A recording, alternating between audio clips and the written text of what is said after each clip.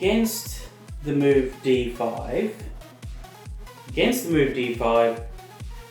you build your momentum, and now they're going to respond. They can't just allow you to dominate this position. If they break the pin, it's just looking really bad. Alright, so they capture instead of breaking a pin.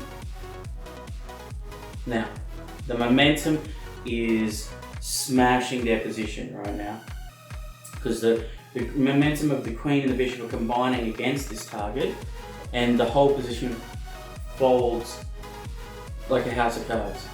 So pawn takes,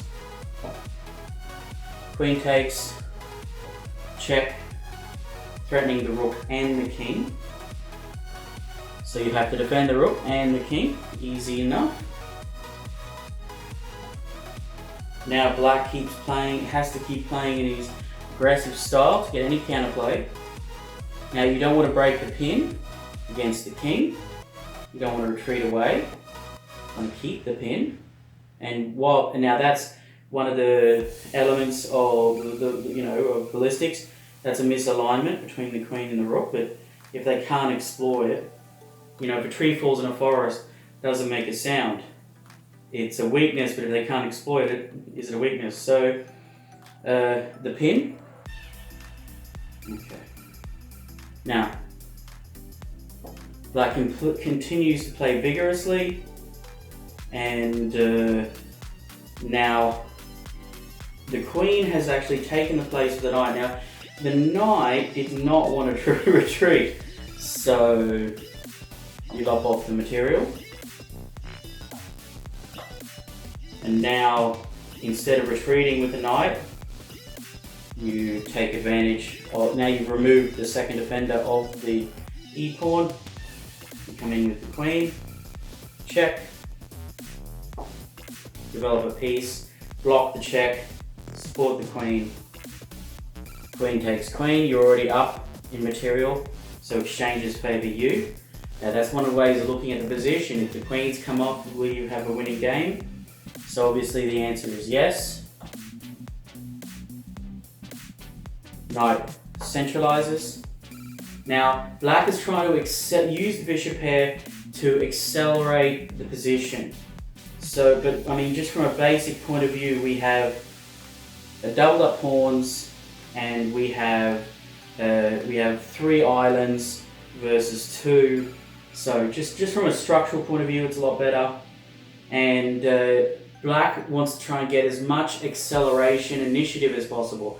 I call it acceleration because it's really, you're attacking and they're defending. So acceleration is threats, checks, and captures.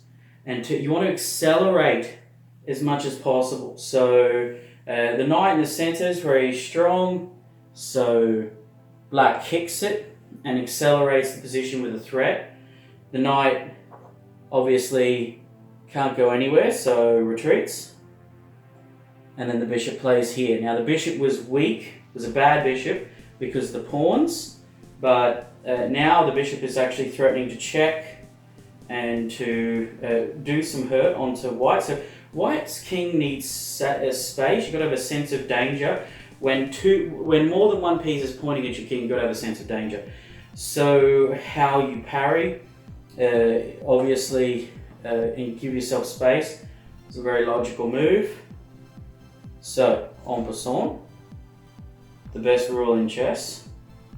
Rook captures, bishop attacks, rook parries the threat down the h-file, exchanges happen, pawn recaptures, and now, after the king advances, d4. And we can see, now with white is in a tricky position.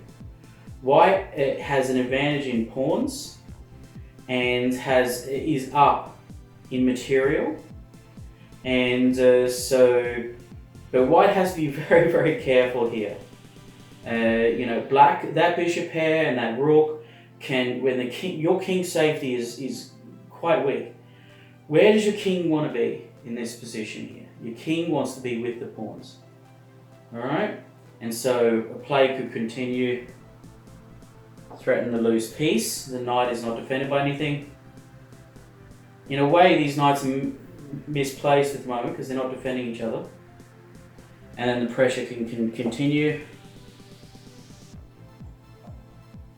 And now that knight is just looking devastating. It's looking really great. And so black could just lop it off.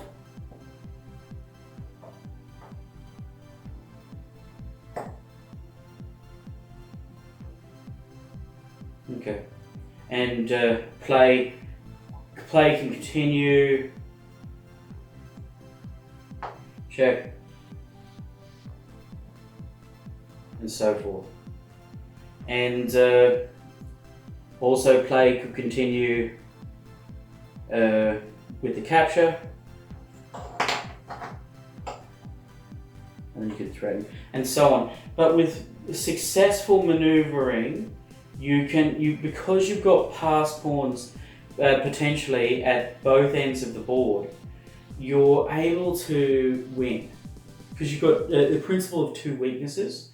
The king and the rook can't defend, and the problem with this position is that black can definitely win back material, but white actually starts getting play upon play upon play. So playing this position successfully for white is a technical matter. Okay, but it's definitely winning for white because of the pawns, and so it's just a matter of best play. So back to the original point. The original point is, did you see about combining the momentum and about using that momentum? Did you actually see that was the answer to the position? And your play is going to change when you're going to be looking to build these engines of war, batteries and barrages, trebuchets and ballistas. You're going to be building these things because they have the most momentum against their position. And so it's not just numbers of pieces. Chess is not as simple as I have 2 defending and you have 2 attacking, so you won't win. It's not as simple as that. It's about building your force in the position, okay? And development is a matter of force. It's about creating the most force. So there you have it. I hope you enjoyed it, the 3-part series, and leave some comments. Tell me what you think. Did you find C3 on your own? I'll be very happy if you let me know. And subscribe, and there'll be more really fun videos talking about this theory of chess. Very exciting theory. Change the way you look at it. Right, take care. Bye!